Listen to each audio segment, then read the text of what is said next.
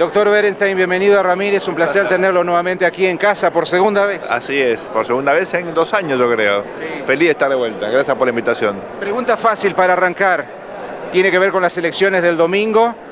¿Por qué Macri, a pesar de haber perdido las elecciones, obtuvo más de un 40%, doctor? ¿Qué análisis hace usted? Bueno, fue una elección mucho mejor a la esperada, ¿no? Cuando uno analizaba el resultado de las primarias era casi utópico que Juntos por el Cambio pudiera remontar de semejante manera, ¿no? Uno ve los números, ¿qué pasó? Bueno, todas las terceras fuerzas perdieron volumen, tanto Lavagna, Esper, Gómez Centurión.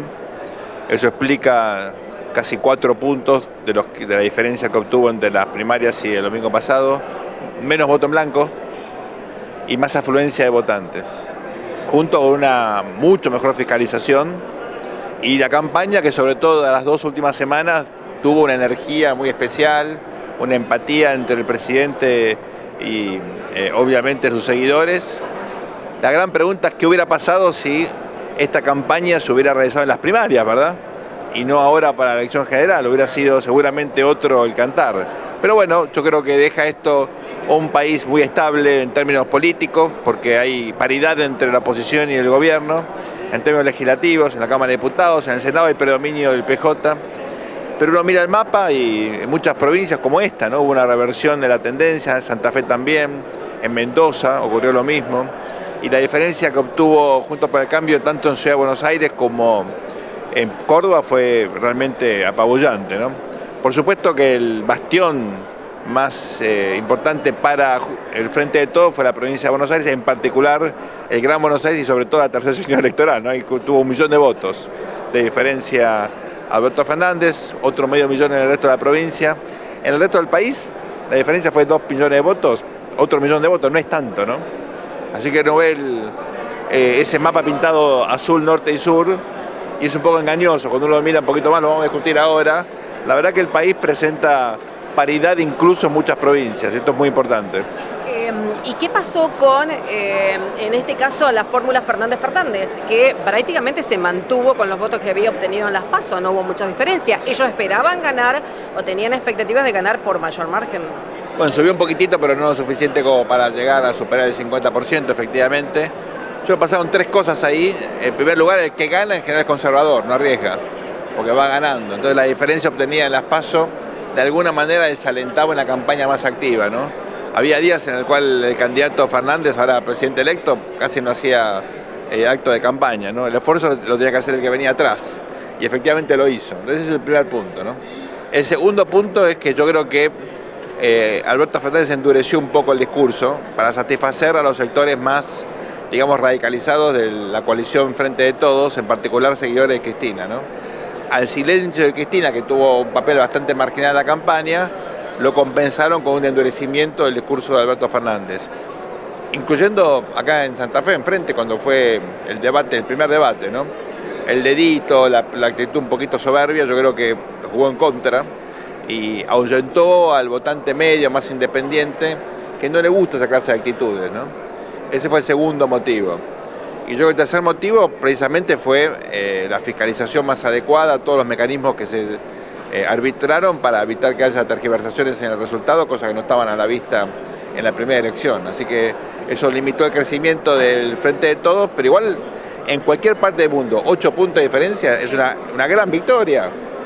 Una gran victoria. ¿Qué lectura realiza, Sergio, de la decisión que tomó el gobierno el mismo domingo a la noche y hoy se cumplen 48 horas justamente? ¿Por qué no se hizo antes, además, para evitar que después de las PASO el dólar se fuera tan alto? Bueno, obviamente eso debería haberse hecho mucho antes, porque perdimos 22.000 millones de dólares entre las PASO y la elección, una locura. Y yo creo que hipótesis contrafacta que hubiera pasado con el voto de Macri si este cepo se hubiera efectivamente implementado antes. También no iba tan bien en la elección, ¿no? Pero bueno, lo importante ahora es que hay una transición que la verdad que inició un proceso distinto en la Argentina. La transición de Menem de la Rúa no fue mala, pero pasó hace 20 años. Esta transición pinta bien, es condición necesaria, pero no es suficiente, ¿no? Porque hace falta ahora tomar decisiones complejas en materia de política económica, tarifaria, endeudamiento, hay que ir al fondo, negociar con los bonistas. Es muy complejo lo que viene en la Argentina. Con respecto respecto a lo que viene, ¿no? Y con respecto a esta medida que el gobierno toma en las primeras horas del día lunes, ¿esto vino para quedarse, este cepo, o el próximo gobierno puede estar ampliándolo o mejorándolo? Para que podamos levantar el cepo hace faltan dólares. Y la Argentina no tiene dólares. No tiene ni siquiera pesos, porque la verdad que hay una situación de crisis fiscal muy seria. Entonces la única manera de conseguir dólares es exportando más, es decir, con un saldo muy favorable de la balanza comercial, con dólares de inversión extranjera directa, de argentinos o de extranjeros que quieran invertir en el país, o con deuda. Y la deuda nadie nos presta, así que no vamos a tener. En la medida que no tengamos los suficientes dólares, no hay manera de permitirle a la sociedad argentina seguir dolarizando.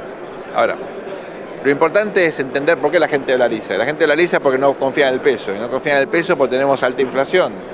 Y tenemos alta inflación porque financiamos el gasto público con la emisión monetaria.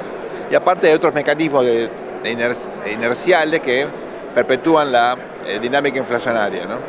Entonces hay que hacer mucho trabajo en términos de un plan de estabilización para bajar la inflación, para tener un frente fiscal mucho más sólido, tener superávit fiscal, y de ese modo tener confianza en el peso, y si hay confianza en el peso la gente no va a ir al dólar. Entonces el dólar es consecuencia, no es causa.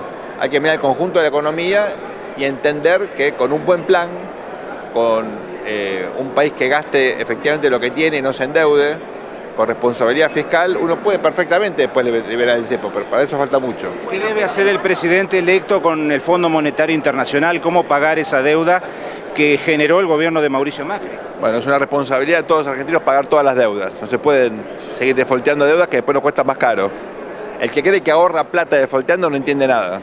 Nos cuesta mucho más por los juicios que hay que pagar y sobre todo porque no tenemos luego crédito para crecer. Y Argentina tiene un problema de crecimiento. Y no tenemos ahorro interno para crecer solamente con recursos nuestros. Ojalá lo tuviéramos. El tamaño del sistema financiero de Argentina, 6% del Producto Interno Bruto, es nada. No nos sirve para crecer. No tenemos plata para financiar el desarrollo.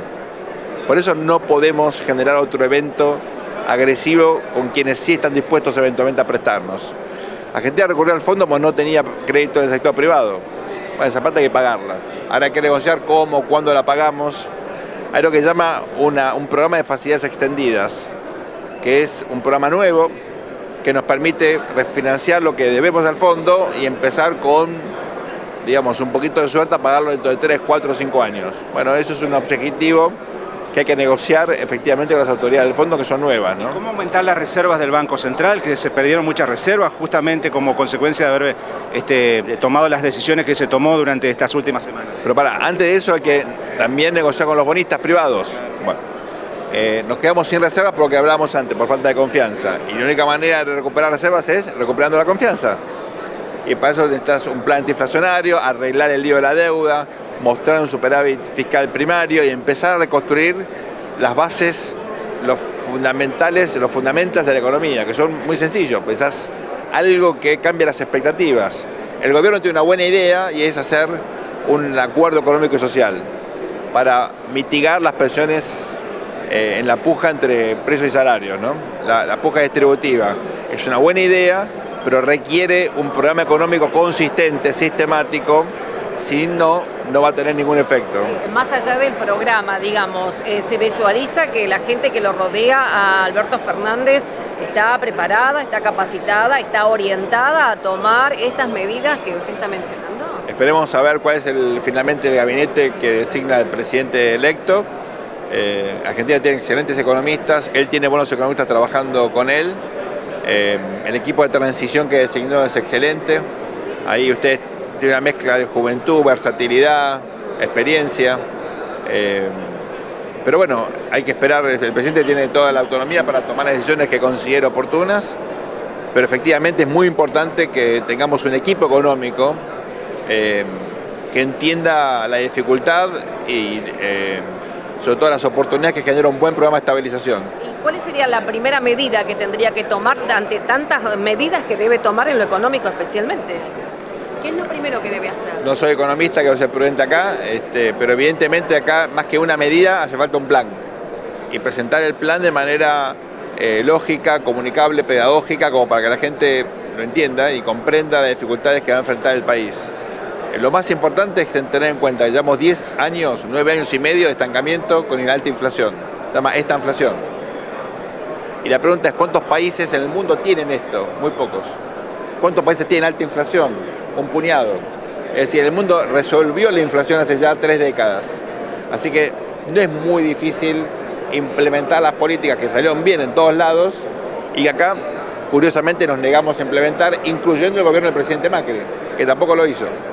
Entonces, me parece que aprendiendo la experiencia comparada de otros países, podemos entonces delinear un programa que tiene que estar pensado para la Argentina, no hay que copiar nada, pero evidentemente hace falta tener objetivos de mediano y largo plazo orientados a una economía que crezca mucho y rápido. Se dice que Argentina necesita 20 años de crecimiento sostenido a un 4% como para que pueda estar logrando un bienestar para sus habitantes. No, con eso empezamos a recuperar lo que perdimos. Con 20 años de un crecimiento del 4%. Así es, con eso recién duplicamos el ingreso per cápita, entonces necesitamos cuadruplicar el ingreso per cápita. Porque Argentina tiene todo el potencial para ser un país desarrollado, un país de $45.000 per cápita de ingreso. Último, Sergio, descríbame la foto de ayer. La expresidenta ni siquiera le entregó el bastón de mando al presidente Macri. Esto quizá en mucha gente crea la esperanza de que Alberto no es lo mismo que Cristina. ¿Qué lectura hace usted? Yo creo que estamos frente a un momento distinto y la coyuntura es otra. La Argentina votó balance de poder, votó moderación y me parece que no hay que mirar para atrás, hay que mirar para adelante. Y me parece que la reunión del presidente Macri con el presidente electo Fernández fue excelente. No alcanza con esto, pero es un gran primer paso. Ahora hace falta tomar en conjunto medidas muy importantes, hace falta dialogar con el Fondo Monetario, con los acreedores, con los gobiernos que dominan el directorio del fondo, en particular el gobierno de los Estados Unidos, para poder salir de esto en forma madura, responsable y generando las bases para volver a crecer rápido. La Argentina necesita construir un modelo que genere mucha riqueza para poder distribuirla. No podemos distribuir la pobreza, hay que distribuir la riqueza, pero no tenemos generación de riqueza suficiente como para satisfacer las expectativas de la sociedad. ¿Qué debe hacer con las LELIQ el próximo gobierno? Las LELIQ se están resolviendo mientras hablamos y yo creo que es una cuestión técnica que el futuro presidente del Banco Central y los bancos van a poder resolver, no es tan grave. ¿Y con la justicia? ¿Qué pasa con la justicia? Hoy fue nuevamente procesada con prisión preventiva la expresidenta y actual vicepresidenta electa, ¿no? En dos causas, ¿no? Sí, también fue sobreseída en 2 causas, efectivamente. Tiene que la justicia actuar con total independencia, la justicia tiene que ser totalmente apartidaria y tiene que tomar sus determinaciones, no hay por qué presionar ni prejuzgar. Hay todavía un esfuerzo enorme para mejorar la calidad de la justicia en términos de recursos humanos, institucionales y físicos.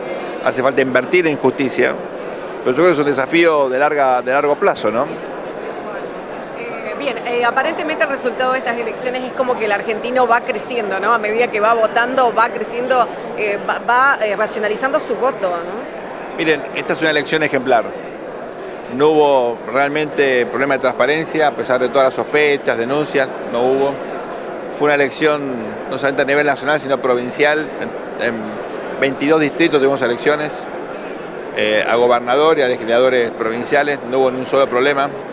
La gente votó siempre candidatos moderados y me parece que es una gran lección de la sociedad a la política, ¿no? ¿Alcanza con eso? No, porque la dimensión electoral es sine qua non, es fundamental para que haya democracia, pero no alcanza con eso. Argentina necesita ahora más participación democrática de todos los ciudadanos y de los actores sociales y políticos, mayor debate de ideas sobre cuestiones relevantes, pero la verdad que en cuestión electoral uno mira lo que pasó en Bolivia, por ejemplo, es ejemplar lo de la Argentina, ¿no?